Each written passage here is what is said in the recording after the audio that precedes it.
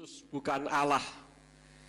Ketika saya pertama kali membuat buku yang berjudul Yesus bukan Allah, banyak pendeta-pendeta yang ngamuk. Ngawur saja katanya. Tentu saja saya tidak ngawur. Saya menyampaikan berdasarkan data. Dan pada saat ini ketika saya menyampaikan firman, saya bertumpu kepada satu video. Kita akan dengar ada seorang ustadz, namanya Ustadz Zuma, dari Makassar kalau saya tidak salah. Beliau menyampaikan video, silahkan saudara nanti dengar videonya dan dengarkan juga suara background di belakangnya ya, silakan.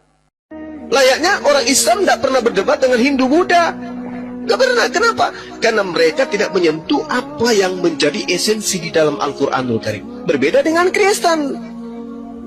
Prinsip-prinsip akidah, tauhid yang menjadi landasan Islam, itu semuanya diambil dan didudukkan pada perkara yang tidak seharusnya. Nah, inilah yang menyebabkan dialog itu terjadi. Andai saja lembaga lain Indonesia percaya diri kemudian mendudukkan apa yang ada di dalam kitabnya berdasarkan asal-usulnya, maka tidak ada debat. Tidak ada debat. Kenapa ada debat? Yesus dikatakan anak Allah. Pada mulanya adalah firman. Firman itu bersama-sama dengan Allah. Firman itu adalah Allah. Firman itu adalah Allah. Allah itu telah menjadi manusia. Itu bajingan, Bang. Bajingan. Tetapi saudara Kristen tidak pernah sadar itu, betapa mereka menghinakan saudaranya sendiri. Apa susahnya menggunakan kata Theos? Apa susahnya menggunakan kata Tuhan? Apa susahnya menggunakan kata Yahweh? Kenapa harus Allah? Nah, coba Anda lihat bagaimana kitab saudara. Kesana kemari tanpa arah, kelimpungan mencari jati diri yang sebenarnya. Ini wujud tidak ada kecintaan terhadap kitab itu. Al-Quran mau dibawa kemanapun, mau sampai ke negara yang paling benci terhadap Islam sekalipun, Al-Quran tetap menggunakan bahasa aslinya. Kenapa? Karena inilah yang dikatakan oleh Allah, kami yang mewahyukan, kami juga yang akan menjaganya. Poin ini saja, tidak ada kekuatan di atas muka bumi yang bisa membantah, Bung. Itu esensi loh. Itu esensi. Ketika dikatakan di dalam kitab saudara, segala yang diilhamkan oleh roh, itu adalah firman, itu adalah pengajaran dan seterusnya. Tapi pembuktiannya mana? Apa iya yang dituliskan oleh lembaga lain Indonesia itu dituliskan berdasarkan roh Tuhan? Tidak. Itu dituliskan atas pengetahuan terhadap terjemahan yang lebih tua, bukan karena ilham. Lalu mana kitab sucinya yang diterima langsung dari Tuhan? Bagaimana saudara-saudara? Saudara dengar suara yang ada di belakangnya? Itu kira-kira suaranya siapa saudara-saudara? Halo? Itu suaranya orang-orang Kristen yang tidak terima dengan perkataan dari Ustadz Zuma. Ya. Kenapa? Karena yang dibahas oleh Ustadz Zuma itu di dalam Yohanan atau Yohanes 1 ayat yang ke-1. Yohanes 1 ayat yang ke-1 di dalam kitabnya Yayasan Lembaga Alkitab Indonesia dikatakan pada mulanya adalah firman. Firman itu bersama-sama dengan Allah dan firman itu adalah Allah. Ya. Ini dari Yayasan Lembaga Alkitab Indonesia. Kemudian dari pasal 1 ayat yang ke-14. Di sana dikatakan firman itu telah menjadi manusia dan diam di antara kita, dan kita telah melihat kemuliaannya, yaitu kemuliaan yang diberikan kepadanya sebagai anak tunggal Bapa, penuh kasih, karunia, dan kebenaran. Dan satu lagi di dalam kitab Matius 16 ayat yang ke-16 yang mengatakan, Maka jawab Simon Petrus, engkau adalah Mesias, anak Allah yang hidup. Ini yang dibahas oleh Ustadz Zuma. Nah sekarang kita lihat bagaimana kitab suci kita di dalam kitab berbahasa Ibrani. Di dalam Yohanan 1 ayat yang ke-1 di sana bacanya dari kanan ke kiri ya. Ini kalau dibaca Beresit haya hadafar, wa hadafar haya et ha Elohim, wa hu hadafar haya Elohim. Ada Allahnya tidak, saudara? Ada Allahnya tidak? Tidak ada. Nah, kalau itu terjemahannya yang benar adalah pada mulanya ada firman itu. Beresit itu pada mulanya, haya ada, hadafar, dafar itu. Dafar itu adalah firman yang hidup. Jadi bukan sekedar firman, tetapi firman yang hidup. Siapa firman yang hidup itu? Yeshua HaMashiach. Jadi terjemahannya pada mulanya ada firman itu atau dafar itu. Dan firman itu atau dafar itu bersama Elohim. Dan firman itu atau dafar itu Elohim. Jadi kesimpulannya firman itu atau dafar itu adalah Yeshua. Dan Yeshua itu Elohim, saudara-saudara. Kemudian Yohanan 1 ayat 14. Ini bunyinya ya. Wahadafar lafaz basar wa yiskon betokenu wa et kavodo rainu kikfot ben yakit la aviv male keset wa emet. Ini kalau diterjemahkan kata per kata, tetapi terjemahan yang sudah saya jadikan kalimat bunyinya, dan firman itu menjadi daging dan diam di antara kita, dan kita telah melihat kemuliaannya, kemuliaan yang sama seperti yang diberikan dari Bapa, penuh kasih karunia dan kebenaran. Jadi menurut Yohanan 1 ayat yang ke-14, firman, yaitu firman yang hidup, adalah Yeshua menjadi daging, yaitu seperti manusia. Kalau seperti manusia berarti Yeshua itu bukan manusia, hanya seperti wujudnya saja seperti manusia. Tetapi dia adalah firman yang hidup itu. Dan firman yang hidup itu siapa tadi? Elohim. Elohim itu hanya satu, yaitu Yahweh. Kalau ayat ini sama dengan ayat Yayasan Lembaga Alkitab Indonesia, tidak ada Allahnya. Yang ada adalah di dalam Matius 16 ayat 16. Wayaan Simon Petrus, wayomar atahu Hamasya ben Elohim Kayim.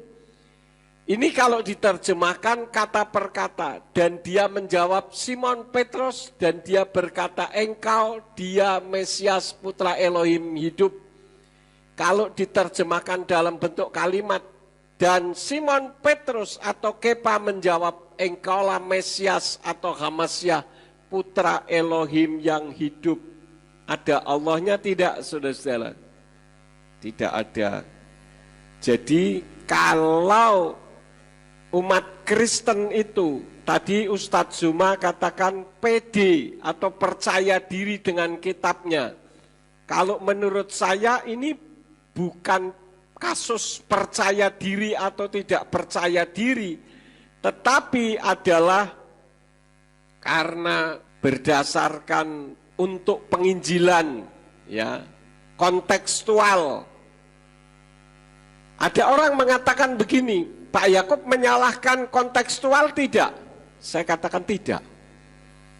Tetapi itu 20 tahun ke belakang sono.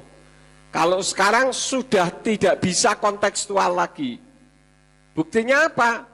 Buktinya orang Kristen kalau berdebat dengan umat Muslim, tidak ada yang menang. Tidak ada yang menang. Menangnya menang dipaksakan. Apalagi para murtadin. Ya. Memangnya kalau tidak menggunakan kata Allah, kenapa? Apakah berarti tidak ada Tuhan di dalam kekristenan? Di dalam kitab berbahasa Ibrani tidak ada nama Allah di sana. Ya. Jadi kontekstual saya setuju, tapi 20 tahun ke belakang sono. Sekarang orang sudah pinter, makanya banyak pertanyaan-pertanyaan yang ditujukan kepada umat Kristen, dan umat Kristennya tidak mau belajar. Pendeta itu dari bahasa Sanskerta, yang artinya orang yang pandai, tetapi realitasnya menjadi orang yang paling bodoh, diajari tidak mau. Kenapa? Karena merasa pinter, mengatakan bahwa kitab suci terjemahannya Yayasan Lembaga Alkitab Indonesia itu sudah paling benar. Bahkan ada pendeta di Semarang yang mengatakan bahwa saya pedomannya cukup dengan LAI. Tapi ajarannya ngawur bondrol tidak karuan, saudara-saudara. Ya, tidak bisa berteologia dengan baik. Kalau menurut saya ini memalukan sekali. Nah, sekarang kita kembali ke topik. Kita kembali ke topik Yesus bukan Allah. Nah, yang menjadi pertanyaannya, nama Yesus itu dari mana? Nah, saudara-saudara, ini adalah huruf Yunani. Bunyinya Yesus Kristus. Di Indonesia jadi Yesus Kristus. Hurufnya seperti ini. Kenapa huruf Yunani jadi Yesus Kristus? Karena huruf Yunani tidak mengenal huruf YHW. Sama seperti huruf Arab tidak mengenal vokal E. Sehingga di dalam kitab suci berbahasa Arab tidak ada nama Yahweh, adanya Yahwah. Ya, hurufnya seperti ini. Jadi kalau ada orang yang mengatakan menggunakan Yesus Kristus itu salah, logikanya nama pribadi Yahweh yang di dalam kitab berbahasa Arab Yahwah juga salah. Kenapa? Karena tidak ada hurufnya. Nah, sekarang yang menjadi pertanyaannya, Yahwah bagi orang Arab betul atau salah? Halo? Betul. Artinya kalau ada yang menggunakan Yesus betul atau tidak? Betul. Tapi masih koma, ya, masih koma. Nah, nama Yesus dari mana? Di dalam kitab Matius atau Matius 1 ayat 21 dikatakan dari Indonesian Literal Translation ya. Dan dia akan melahirkan seorang putra dan engkau akan menyebut namanya siapa? Yesus. Karena dialah yang akan menyelamatkan umatnya dari dosa mereka.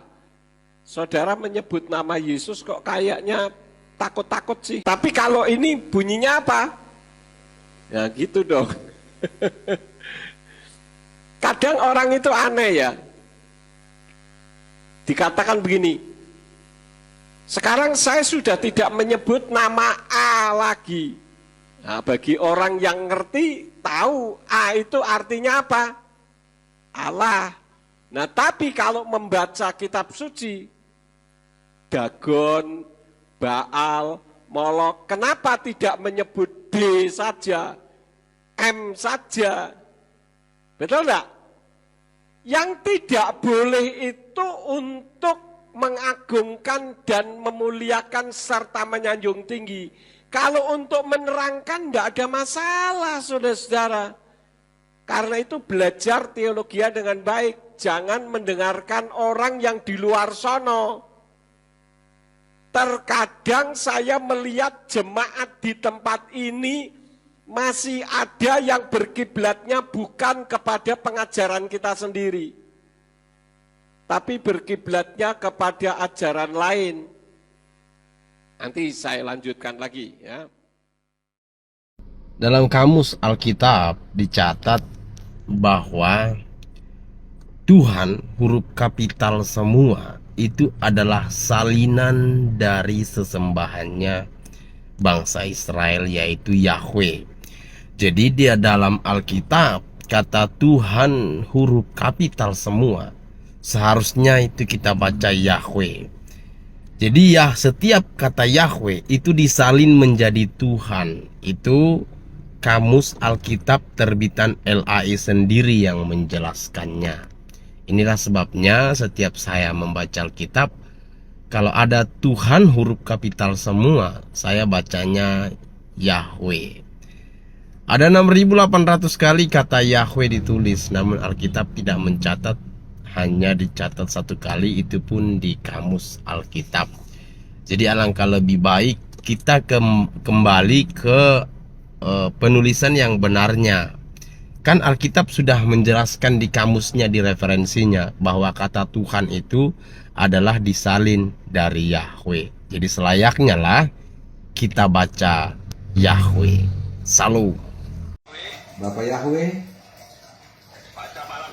pada malam ini saya percaya dan saya mengakui Bapak Yahweh adalah Tuhan. Bapak Yahweh adalah Tuhan yang disembah oleh Abraham, Ishak dan Yakub. yang disembah oleh Abraham, Ishak dan Yakub. Dan saya mengakui sebagai Tuhan saya. Dan saya mengakui Sebagai Tuhan saya. sebagai Tuhan saya. Saya juga percaya. Saya juga percaya Bapak Yahweh telah turun ke dunia ini. Bapak Yahweh telah turun ke dalam dunia ini Dalam wujud manusia. dalam wujud manusia, Yaitu Yeshua Hamasya. yaitu Yeshua Hamasya. Dan saya mengakui sebagai Tuhan saya. Dan saya mengakui sebagai Tuhan saya. Saya juga percaya. Saya juga percaya Roh Kudus adalah rohnya Yahweh. Roh Kudus adalah rohnya Yahweh yang diturunkan yang diturunkan untuk menolong dan membimbing saya. Saya Saya juga mengakui sebagai Tuhan saya. Saya juga mengakui sebagai Tuhan saya. Saya minta ampun Saya minta ampun karena saya pernah menyembah karena saya pernah menyembah kepada sesembahan kepada sesembahan dua nama dua nama yang bukan dari Israel, yang bukan dari Israel, yaitu Allah dan Yesus. yaitu Allah dan Yesus. Saat ini juga saya putuskan Saat ini juga saya putuskan hubungan saya dengan dua nama itu. hubungan saya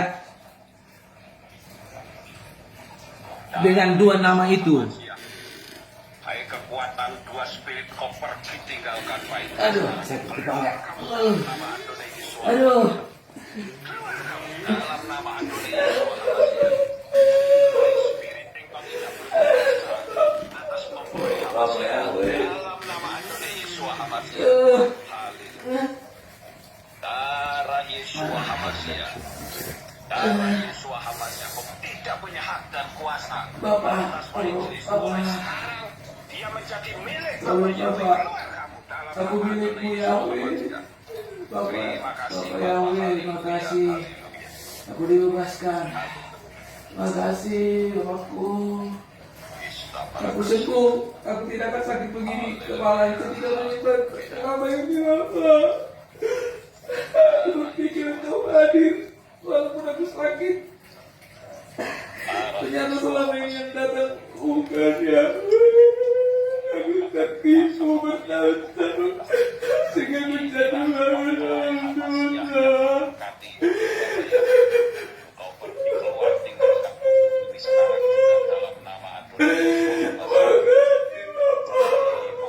Oh baik Bapak. Engkau baik.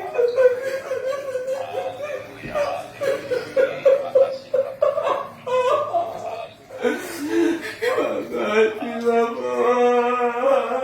Aku tidak perlu takut lagi. Aku tidak akan pernah jatuh lagi. Karena aku sudah tahu nama itu. Aku yakin 100%. Bukan dengan kekuatanku. Tapi aku tahu nama itu tidak akan pernah meninggalkan aku. Tolong istriku, anak-anakku juga mengalaminya. Tolong istriku, Bapak, dia juga jatuh. Tolong anak-anakku, anak-anakku, supaya mereka tidak menyembah hewan lain.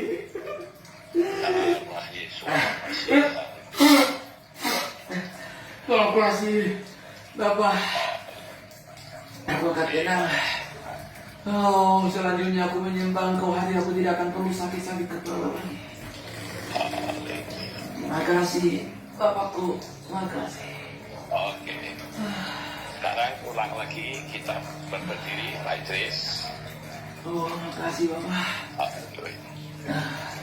Oke, sekarang tirukan lagi saja. Malam hari ini saya putuskan hubungan saya dengan dua nama itu. Allah dan Yesus. Engkau sabit bulan dalam nama Tuhan Yesus Hamasyah.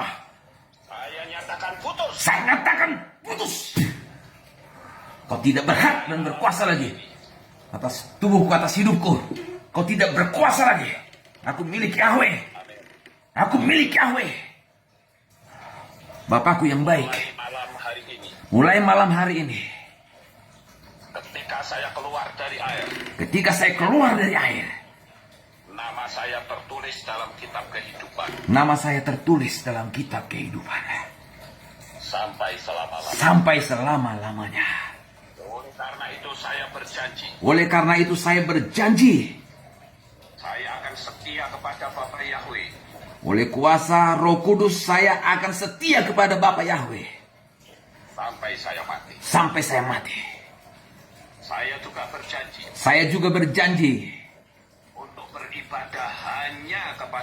Untuk beribadah hanya kepada Bapa Yahweh saja. Saya juga berjanji. Untuk menghindari memanggil nama asing itu. Yang sudah saya putuskan. Dalam nama Adonai Yeshua Hamashiach.